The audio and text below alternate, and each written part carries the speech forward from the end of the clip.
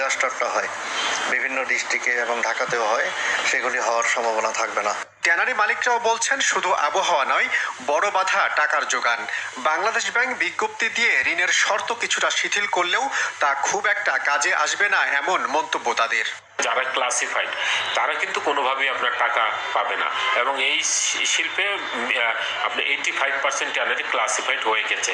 সুতরাং নতুন ঋণ পাওয়ার ক্ষেত্রে কিন্তু এইখানে যত সার্কুলারে দেখ যে ক্লায়েন্ট এবং ব্যাংকার্সের রিলেশনের ভিত্তিতে যে টাকা দেওয়া, সেটা কিন্তু আপনার হবে না।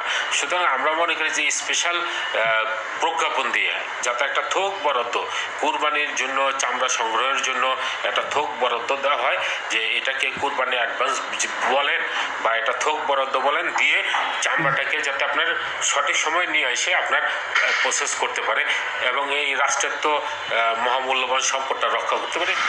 চামড়া সংগ্রহে সরকারের নজরদারি ও সমন্বিত সহযোগিতায় জোর না দিলে এবারও চামড়া সংগ্রহে বিপর্যয় নেমে আসতে পারে এমন শঙ্কা তাদের। জিয়াউল হক সবুজ, Bangla vision, Dhaka. Supreme court bar association নির্বাচনে বিএনপি সমর্থিত প্যানেলের জয় জয়কার। 14টি পদের বিপরীতে এই প্যানেল জয়ী হয়েছে 13টি পদে। অপরদিকে মাত্র একটি পদে জয় পেয়েছে জামায়াত সমর্থিত প্যানেল। বৃহস্পতিবার দিবাগত রাত 2টার দিকে ফলাফল ঘোষণা করেন নির্বাচন সাব কমিটির আহ্বায়ক বিচারপতি মিফতা উদ্দিন চৌধুরী।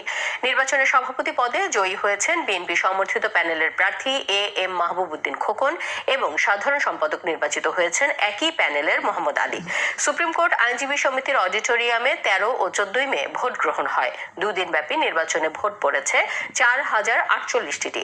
এবারের নির্বাচনে সম্পাদক সহ মোট 14টি পদে বিএনপি, জামায়াতে ইসলামী ও এনসিপি সমর্থিত আইনজীবীরা আলাদা প্যানেলে প্রতিদ্বন্দ্বিতা করেছেন।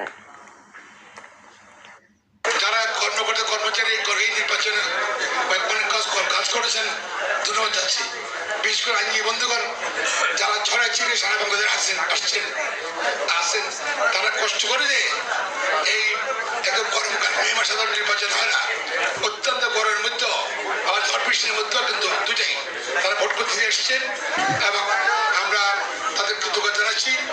ইনশাল্লাহ আমরা আশা করি আমাদের যে উদ্দেশ্যে যে কারণে আমরা ভোট দিয়েছিলাম আমাদেরকে, সেই কারণে ইনশাল্লাহ সেই উদ্দেশ্য আপনাদের এই ছিল এখনকার মতো। পরের সংবাদ দুপুর 2টায়, এর আগে একটাই রয়েছে নিউজ টপ 10 দেখার আমন্ত্রণ রইল। এছাড়া বাংলা ভিশন সংবাদ ও সংবাদ সংশ্লিষ্ট অনুষ্ঠান দেখতে ভিজিট করুন www.bvnews24.com ও facebook.com/banglavishnewse এবং সাবস্ক্রাইব করুন youtube.com/banglavishnewse। ধন্যবাদ।